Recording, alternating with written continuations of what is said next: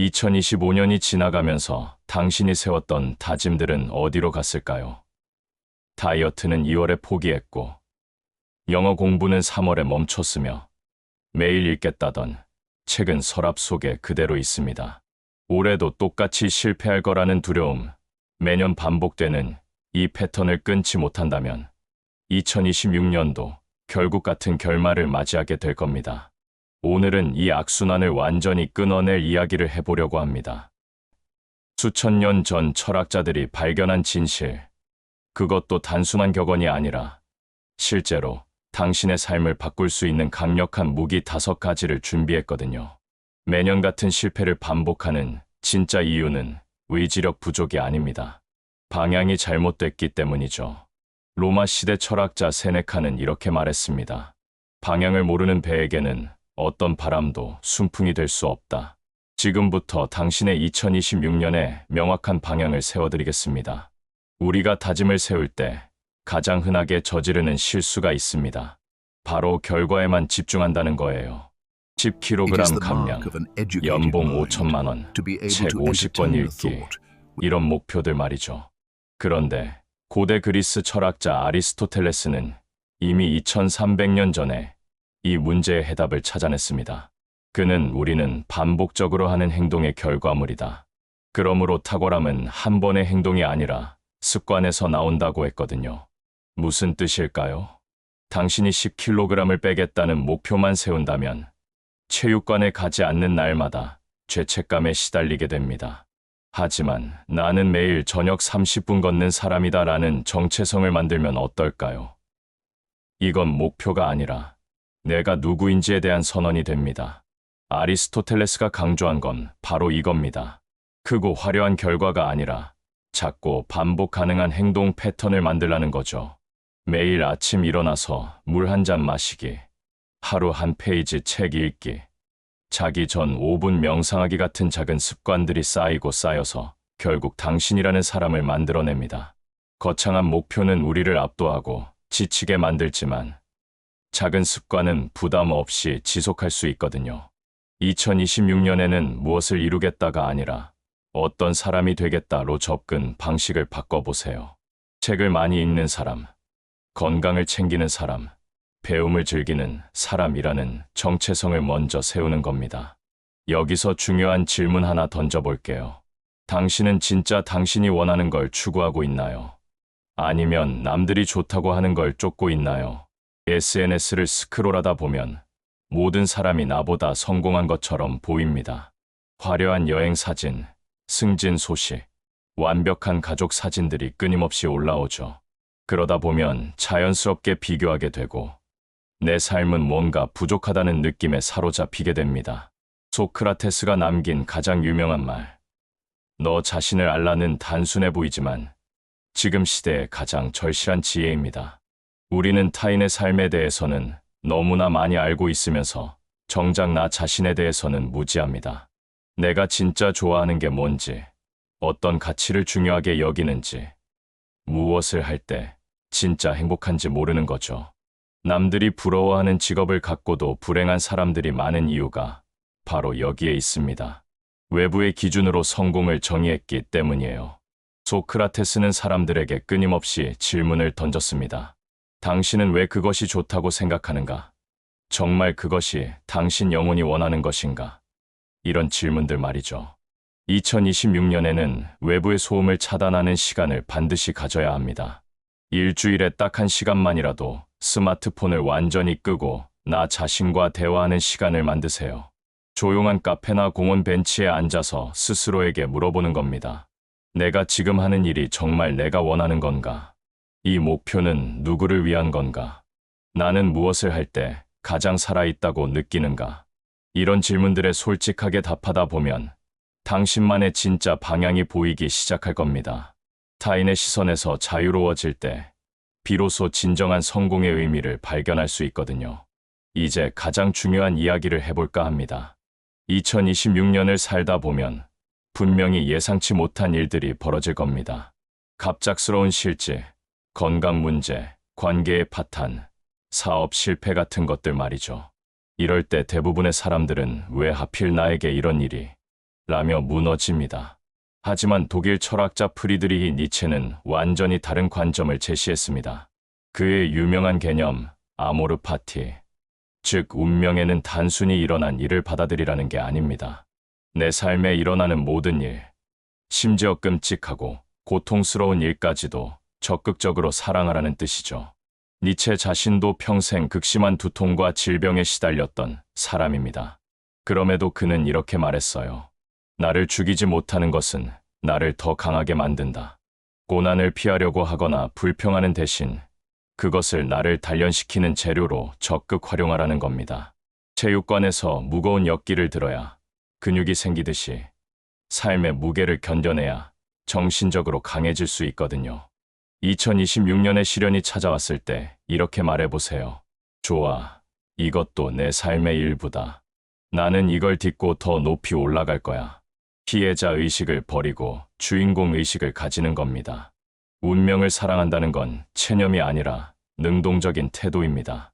같은 상황이라도 어떻게 받아들이느냐에 따라 그것이 독이 될 수도 있고 약이 될 수도 있어요. 실직을 재앙으로 볼 수도 있지만 새로운 기회를 찾는 전환점으로 볼 수도 있죠. 관계의 끝을 실패로 볼 수도 있지만 나에게 맞지 않는 사람을 정리하고 진짜 나를 이해하는 사람을 만날 기회로 볼 수도 있습니다. 니체는 말합니다. 인생에서 왜 살아야 하는지를 아는 사람은 어떤 방법으로든 살아낼 수 있다. 2026년 당신에게 왜가 명확하다면 어떻게는 자연스럽게 따라올 겁니다. 시간에 대한 이야기를 빼놓을 수 없습니다. 시간이 없어. 너무 바빠. 언젠가 여유 생기면 그때 하지. 이런 말들을 얼마나 자주 하시나요? 로마 시대 철학자 세네카는 인생의 짧음에 관하여라는 책에서 우리에게 충격적인 진실을 알려줍니다. 인생이 짧은 게 아니라 우리가 인생을 짧게 만드는 것이다. 우리는 시간이 부족한 게 아니라 엄청나게 많은 시간을 낭비하고 있다고 말이죠. 세네카가 살았던 서기 1세기나 지금이나 사람들의 불평은 똑같습니다. 시간이 부족하다는 거예요. 그런데 정말 그럴까요? 하루 24시간 중에서 진짜 중요한 일에 쓰는 시간이 얼마나 될까요? 의미 없는 웹서핑, SNS 스크롤, 불필요한 걱정, 남을 비교하고 질투하는 데 쓰는 시간을 모두 합치면 하루에 몇 시간이 될까요? 세네카는 우리가 마치 1000년을 살 것처럼 행동한다고 지적합니다. 중요하지 않은 일들에 시간을 흥청망청 쓰면서도 정작 정말 해야 할 일은 나중에로 미루는 거죠. 2026년에는 시간을 대하는 태도를 완전히 바꿔야 합니다. 과거의 후회나 미래의 걱정에 시간을 낭비하지 말고 지금 이 순간에 온전히 집중하는 겁니다. 밥을 먹을 때는 스마트폰을 내려놓고 음식의 맛에 집중하세요. 사랑하는 사람과 대화할 때는 그 사람의 눈을 바라보며 온전히 경청하는 겁니다. 일을 할 때는 멀티태스킹을 멈추고 한 가지에만 몰입해보세요. 세네카가 말하길, 존재하는 것은 오직 현재뿐이다. 과거는 이미 사라졌고 미래는 아직 오지 않았다. 당신이 가진 건 지금 이 순간뿐입니다. 이 순간을 낭비하지 않는 것만으로도 당신의 2026년은 2배로 풍요로워질 거예요. 불필요한 시간 낭비를 줄이고 현재에 집중하는 연습. 이것이 세네카가 우리에게 남긴 가장 실용적인 지혜입니다. 마지막으로 배움에 관한 이야기를 해보겠습니다. 나이가 들수록 새로운 걸 배우는 게 점점 귀찮아지고 두려워집니다. 이제 와서 뭘? 나이 들어서 새로 시작하기엔 이런 생각들이 머릿속을 채우죠. 하지만 동양 철학의 거장 공자는 논어 첫 구절에서 이렇게 말합니다. 배우고 때때로 익히면 또한 기쁘지 아니한가. 결과나 성취가 아니라 배움 그 자체에서 오는 순수한 기쁨을 이야기하는 겁니다. 공자가 살았던 시대에는 배움이 곧 출세의 수단이었습니다. 관리가 되기 위해, 높은 자리에 오르기 위해 공부했죠. 그런데 공자는 다르게 접근합니다. 배움은 목적이 아니라 그 자체로 즐거운 과정이라고 말하는 거예요. 어린아이가 새로운 걸 배울 때 눈을 반짝이며 좋아하는 것처럼 우리도 나이와 상관없이 그런 순수한 호기심을 유지해야 합니다. 성장이 멈춘 삶은 고인 물과 같아요. 시간이 지나면 썩기 시작하죠. 반대로 계속 배우고 성장하는 삶은 흐르는 강물처럼 생동감이 넘칩니다. 2026년에는 결과와 상관없이 순수하게 알아가는 즐거움을 되찾으셨으면 좋겠습니다. 새로운 언어를 배우든, 악기를 다루든, 요리를 배우든, 그림을 그리든 상관없어요. 중요한 건 어제의 나보다 조금 더 나아진 오늘의 내가 되는 거거든요. 공자는 73세까지 살면서 죽는 순간까지 배움을 멈추지 않았습니다.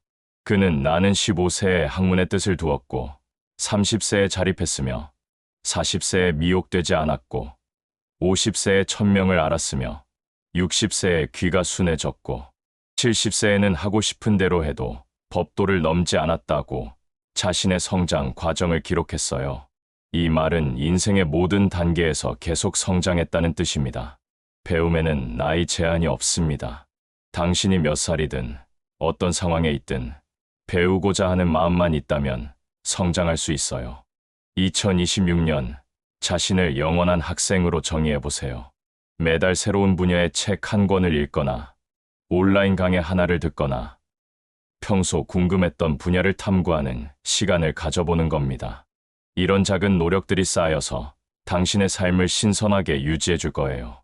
지금까지 우리는 5명의 위대한 철학자들과 함께 2026년을 준비했습니다. 아리스토텔레스에게서는 결과가 아닌 습관에 집중하는 법을 배웠고, 소크라테스에게서는 타인이 아닌 나 자신을 아는 것의 중요성을 배웠죠. 니체에게서는 시련을 사랑하고 그것을 성장의 재료로 삼는 법을 배웠고, 세네카에게서는 시간을 낭비하지 말고 현재에 집중하는 법을 배웠습니다. 마지막으로 공자에게서는 나이와 상관없이 끊임없이 배우는 즐거움을 배웠어요. 철학은 먼지 쌓인 책 속의 이야기가 아닙니다. 지금 당장 당신의 삶을 바꿀 수 있는 가장 강력하고 실용적인 도구예요. 이 5가지 지혜를 2026년 내내 당신의 삶에 적용해 보세요. 매일 아침 일어나서 나는 어떤 사람이 되고 싶은가를 떠올리고 작은 습관 하나를 실천하세요. SNS를 보다가도 이게 정말 내가 원하는 건가 자문하며 비교의 함정에서 벗어나세요. 힘든 일이 생기면 아모르 파티, 이것도 내 삶이다 라고 외치며 시련을 받아들이세요. 시간을 낭비할 때마다 지금 이 순간이 내 인생이다 라고 되뇌며 현재로 돌아오세요. 그리고 새로운 걸 배울 기회가 생기면 나이는 숫자일 뿐이다 라며 도전하세요. 여러분의 2026년이 그 어느 해보다 지혜롭고 단단하길 진심으로 바랍니다. 오늘 이야기 중에서 가장 마음에 와닿았던 철학자의 말이나 여러분만의 새해 다짐이 있다면 댓글로 공유해 주세요. 함께 선언하면 더 강력한 힘을 발휘하거든요. 구독과 좋아요는 더 많은 분들에게 이 메시지를 전하는데 큰 힘이 됩니다. 시청해 주셔서 감사합니다.